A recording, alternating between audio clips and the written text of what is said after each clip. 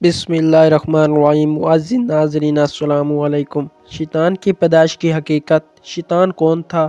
شیطان کی تخلیق کیسے ہوئی؟ جب اللہ تبارک و تعالیٰ نے اس کائنات کو تخلیق فرمایا تو اللہ تبارک و تعالیٰ نے انسانوں کو پیدا کرنے سے پہلے کون کون سی مخلوقات کو پیدا فرمایا؟ اس روئے زمین پر انسانوں سے پہلے کون کون سی مخلوقات رہا کرتی تھی اور انسانوں کے ازلی دشمن شیطان کو کیسے پیدا کیا گیا؟ اس کے ماں باپ کون تھے؟ اور اس روئے زمین پر سب سے پہلے شیطانوں اور فرشتوں کے درمیان جنگ کس وجہ سے ہوئی؟ شیطان عزازیل سے ابلیس کیسے بنا؟ اور ایسے بہت سے سوالات جو شیطان یعنی ابلیس کے حوالے سے ہمارے ذہنوں میں اٹھتے ہیں، آج ان سوالات کا جواب قرآن و حدیث کی روشنی میں دیا جائے گا اور ایسی حقائق سے آپ کو آگاہ کیا جائے گا جن کے بارے میں اکثر ہمارے بہن بھائی واقف ہی نہیں۔ اللہ تبارک و تعالیٰ قرآن پاک میں ارشاد فرماتا ہے، اے ایمان والوں، اسلام میں پورے داخل ہو جاؤ اور شیطان کے راستے پر نہ چلو، بے شک وہ تمہارا کھلا دشمن ہے۔ حضرت آدم علیہ السلام کی تخلیق سے پہلے اللہ تبارک و تعالیٰ نے صرف دو مخلوقات کو پیدا کیا، ایک ناری اور دوسرا نوری یعنی فرشتوں کو کہا جاتا ہے، جن کو اللہ تبارک و تعالیٰ نے نور سے تخلیق فرمایا۔ اس نوری مخلوق کی نسل نہیں بڑھتی کیونکہ اللہ تبارک و تعالیٰ نے ان نوری مخلوقات کے جوڑے نہیں پیدا کیے، جس وجہ سے فرشتوں کی اولاد پیدا نہیں ہوتی۔ اور دوسری ناری مخلوق جن کو آگ سے پیدا کیا گیا وہ جنات ہیں، جن کے بارے میں روایت میں آتا ہے کہ جنات میں سب سے پہلے سمعون جن کو پیدا کیا گیا۔ اللہ تبارک و تعالیٰ نے سمعون جن کو پیدا کر کے زمین پر بھیجا اور اس کے لیے ایک جن لڑکی کو بھی پیدا فرما دیا۔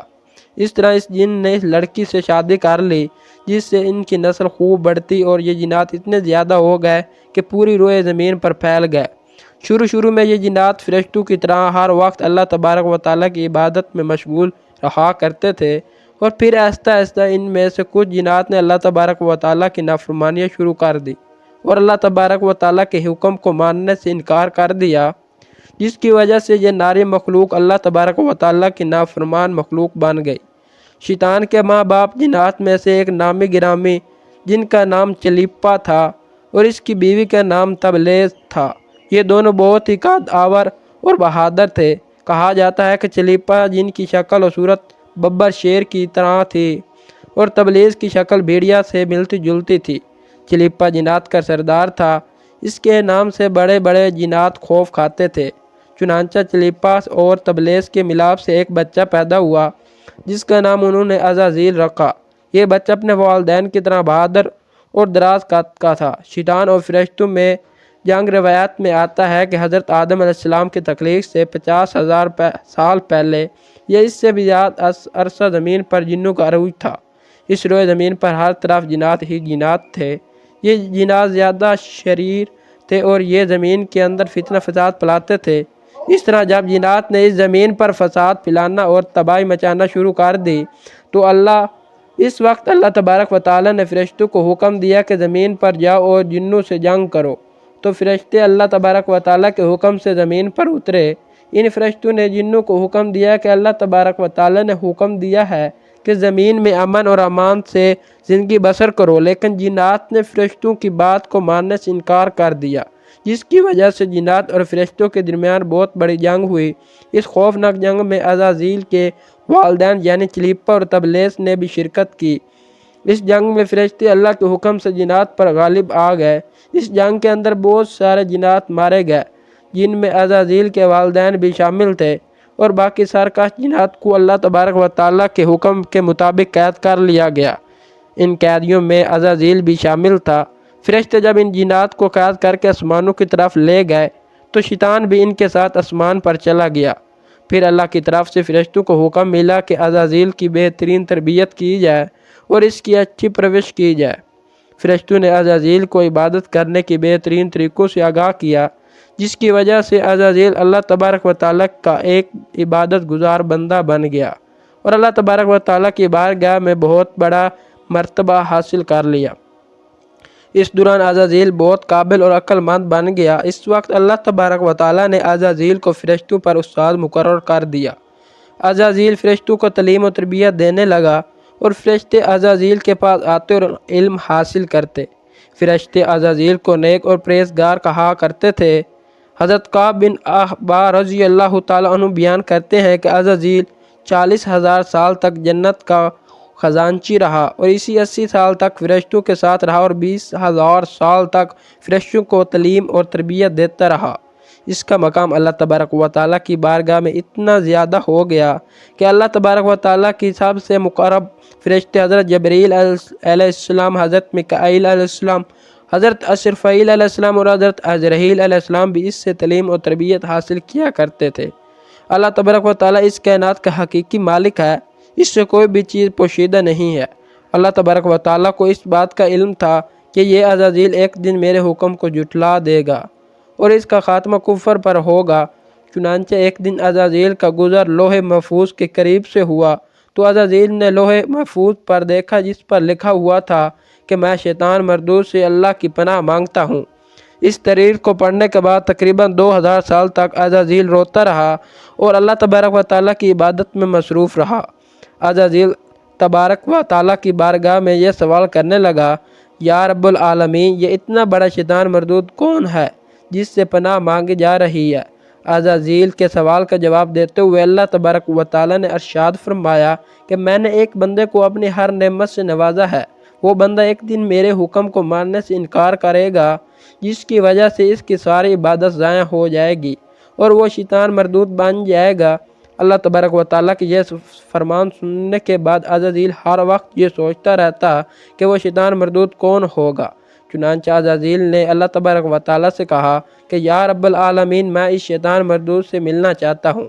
تو اس وقت اللہ تبارک و تعالیٰ نے عزازیل کو فرمایا کہ تو جلد ہی اس بندے کو دیکھ لے گا۔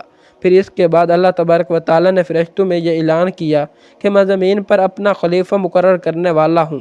عزازیل کو جب اس بات کا علم ہوا کہ اللہ تبارک و تعالیٰ ایک ایسے انسان کو پیدا کرنے جا رہا ہے جس کے پتلے کو بنانے کے لیے آسمانوں اور زمینوں سے مٹی کو اکٹھا کیا جا رہا ہے، تخلیق آدم علیہ السلام۔ چنانچہ جب اللہ تبارک و تعالیٰ نے حضرت آدم علیہ السلام کے پتلے کو تخلیق فرما لیا تو اس پتلے کو 40,000 سال تک اسی طرح پڑا رہنے دیا، اس میں جان نہ ڈالی گئی۔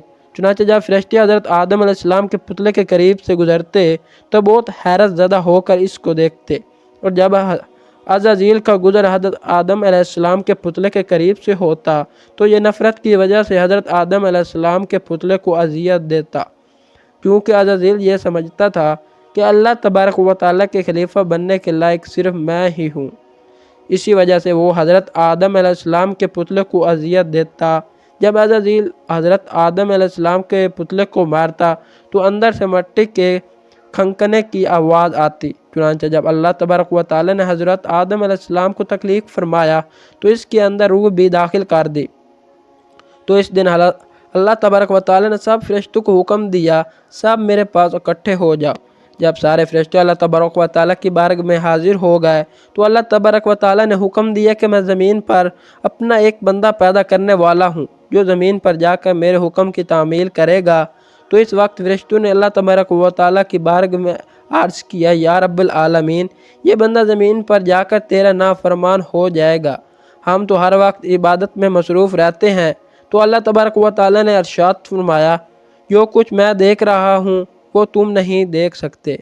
شیطان کی بغاوت۔ اس وقت سب فرشتوں کو حکم دیا گیا کہ حضرت آدم علیہ السلام کو سجدہ کرو، تو تمام فرشتے اللہ تبارک و تعالیٰ کے حکم کے مطابق حضرت آدم علیہ السلام کو سجدہ کرنے کے لیے جھک گئے، لیکن عزازیل نے حضرت آدم علیہ السلام کو بغض اور تکبر کی وجہ سے سجدہ نہ کیا۔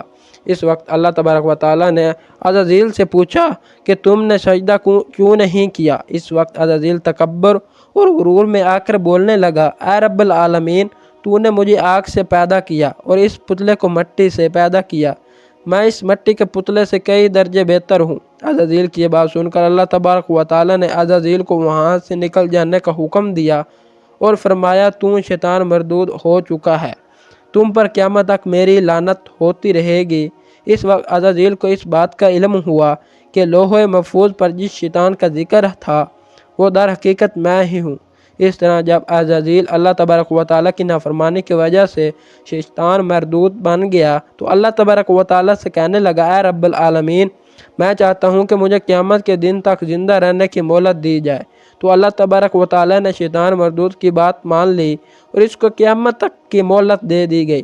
اس وقت شیطان مردود اللہ تبارک و تعالی کی بارگاہ میں عرض کرنے لگا، میں تیرے بندوں کو راہ سے بھٹکاؤں گا اور ہر طرح سے تیرے بندوں کو تیرے حکم کا نافرمان بناؤں گا، اور بہت سارے تیرے بندے میری شکنجے میں آ کر تیری نافرمانی کرنے لگیں گے اور گناہوں کے اندر مبتلا ہو جائیں گے۔ اس وقت شیطان مردود کو اللہ تبارک و تعالی نے ارشاد فرمایا کہ تو میرے بندوں کو میری راہ سے بھٹکائے گا اور میری نافرمانی کے اندر مبتلا کرے گا۔ میری رحمت بہت بڑی ہے، میں اپنے کرم اور فضل سے اپنے بندوں کو معاف کرتا جاؤں گا۔ اس طرح غرور اور تکبر کی سی عزازیل شیطان مردود بن گیا اور اللہ تبارک و تعالی نے لعنت کا توق اس کے گلے میں ڈال کر اس کو آسمان سے نیچے پھینک دیا، اور اس طرح شیطان مردود ہمیشہ کے لیے اللہ تبارک و تعالی کی رحمت سے دور ہو گیا۔ روایات میں آتا ہے کہ جب قرب قیامت دوسرا سور پھونکا جائے گا تو اس وقت اللہ تبارک و تعالی شیطان کو دردناک موت عطا فرمائے گا۔ اس کے بعد شیطان مردود کو ہمیشہ کے لیے جہنم میں داخل کر دیا جائے گا۔ اللہ تبارک و تعالی سے دعا ہے کہ اللہ تبارک و تعالی ہمیشہ اپنی فرمانبرداری میں زندگی گزارنے کی توفیق عطا فرمائے اور شیطان مردود کے شر سے ہمیں، ہمارے اہل و عیال اور تمام امت مسلمہ کو محفوظ رکھے، آمین۔ ایسی مزید اسلامک ویڈیوز دیکھنے کے لیے میرے چینل کو سبسکرائب کریں۔ شکریہ۔